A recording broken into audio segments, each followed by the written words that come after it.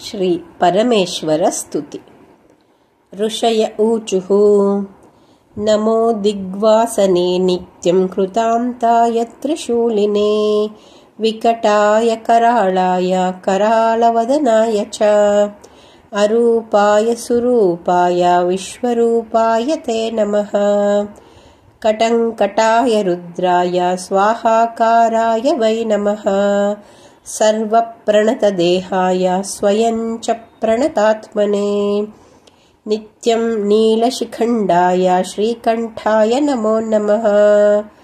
नीलकण्ठाय देवाय चिताभस्माङ्गधारिणे त्वं ब्रह्मा सर्वदेवानां रुद्राणां नीललोहितः आत्मा च सर्वभूतानां साङ्ख्यै पुरुष उच्यते।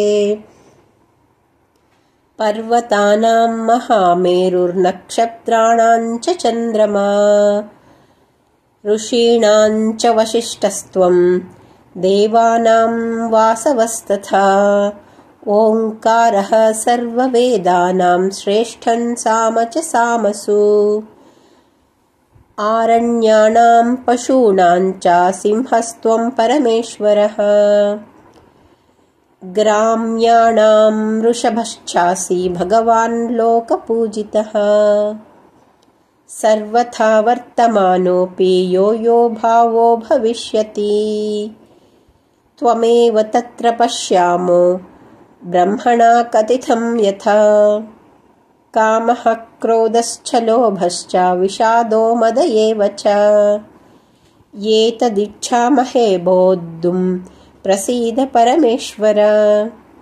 महासंहरणे प्राप्ते त्वया देव कृतात्मना करं ललाटे संविद्या वह्निरुत्पादितस्वया तेनाग्निना तदा लोका अर्चिर्भिः सर्वतो वृताः तस्मादग्निसमाह्येते बहवो विकृताग्नयः कामः क्रोधश्च लोभश्च मोहो दम्भ उपद्रवः यानि चान्यानि भूतानि स्थावराणि चराणि च दह्यन्ते प्राणिनस्ते तु त्वत्समुत्थेन वह्निना अस्माकं दह्यमानानां त्राता भव सुरेश्वर।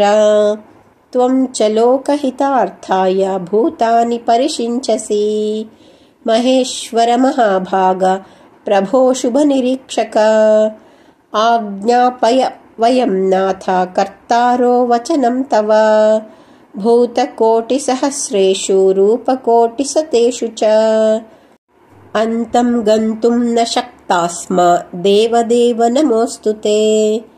इति श्रीलिङ्गमहापुराणे पूर्वभागे 32 देवदारुवनस्थमुनिकृत परमेश्वरस्तुतिः।